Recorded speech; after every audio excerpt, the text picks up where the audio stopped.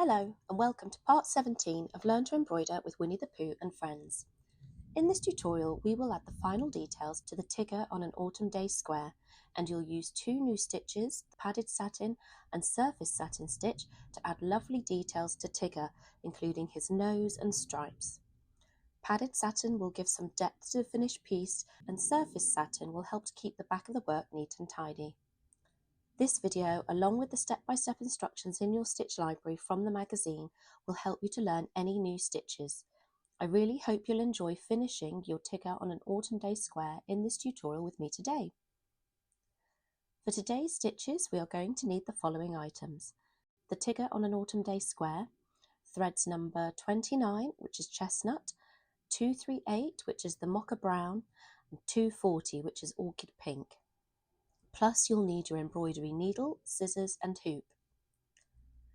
First we will use two strands of thread number 238, which is the mocha brown, to fill Tigger's stripes using the surface satin stitch, which is perfect for a neat filler stitch.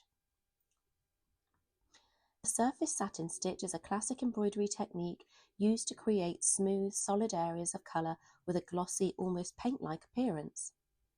Step 1. Create your starting stitch by adding in a straight stitch.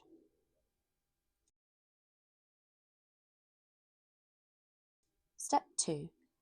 Carefully push your needle back up through the fabric as close as possible to the bottom of your first stitch and pull the thread through. Then create a stitch parallel to your first stitch. Step 3. Continue the stitches, making sure you don't leave any gaps between them. The back of the work will show very little thread.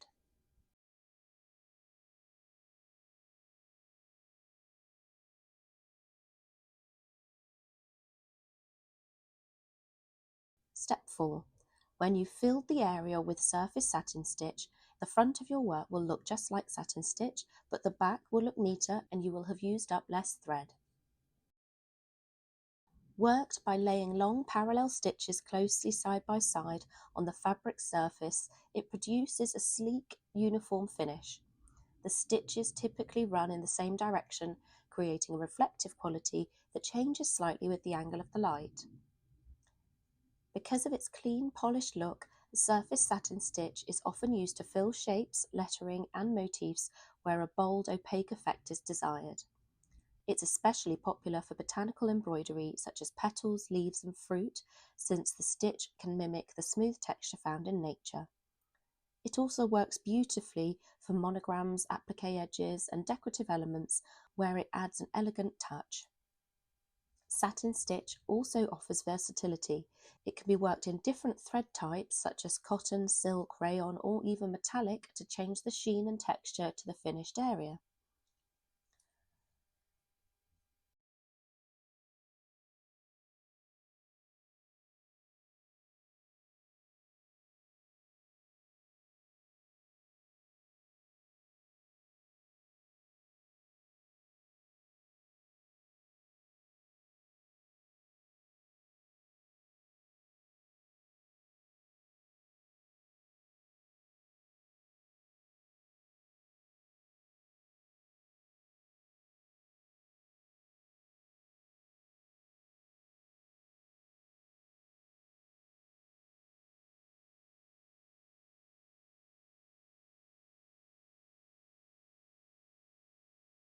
We will then use two strands of thread number 29, which is the chestnut, to add Tigger's paw pad, also in the surface satin stitch.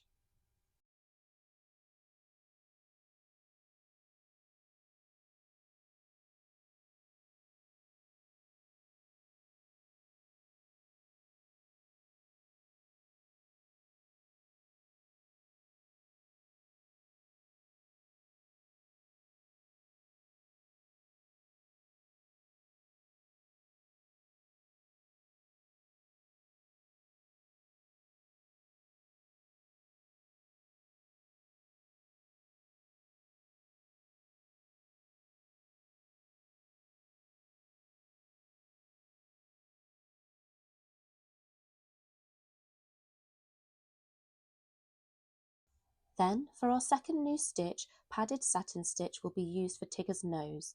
This stitch is used for Tigger and Pooh's noses across many of the squares of your quilt to give them all a more three-dimensional appearance. The padded satin stitch is a decorative embroidery technique that creates a raised three-dimensional effect on the fabric. First, I will rethread my needle using 2 strands of thread number 240, which is the orchid pink. Step 1. Inside the outline of a shape, stitched in a line stitch, here we are going to be filling in Tigger's nose.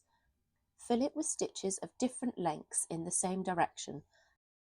Here I will be starting with a vertical stitch.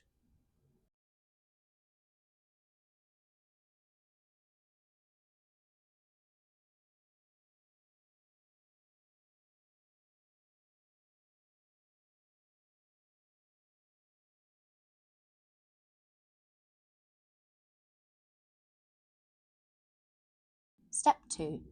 Then continue to fill the shape with more stitches stitched in the opposite direction. Here I'll be going on to a horizontal stitch.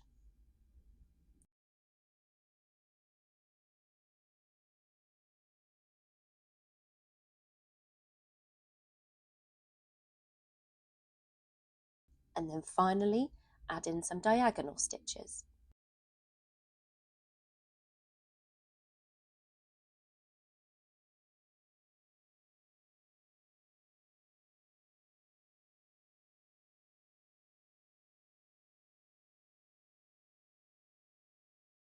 Step 3. When the shape is filled with padding stitches, begin your satin stitches by making sure that they cover the outline of the shape as well this time. Step 4. Keep parallel stitches as close together as possible, making sure that you can't see the padding stitches underneath. The padded satin stitch is an enhanced version of the traditional satin stitch, but instead of lying flat, the stitches sit atop a layer or several layers of padding. The top stitches flow in a single direction, giving the surface a sleek, almost carved appearance. Because of the underlying padding, the stitched area stands slightly above the fabric, making it ideal for adding emphasis on focal points within an embroidery design. The stitch is commonly used in monograms where the raised letters create a classic, elegant look. Florals, especially petals, leaves and berries, also benefit from a padded satin stitch because the additional height brings realism and depth. It's particularly effective when a design calls for softness and volume without resorting to heavy textures. Although it takes more time and precision than flat stitching, the result is a richly dimensional surface.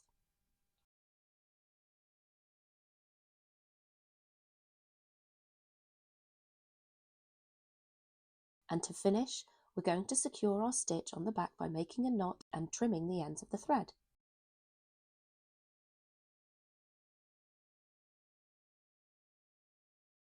So that is the Tigger on an autumn day square complete, and you have now completed the first 4 squares of your Winnie the Pooh quilt, all while learning a whole new range of stitches, from back stitch, stem stitch, leaf stitch, buttonhole stitch, thorn stitch, couching stitch, detached chain stitch, lazy daisy stitch, and so many more.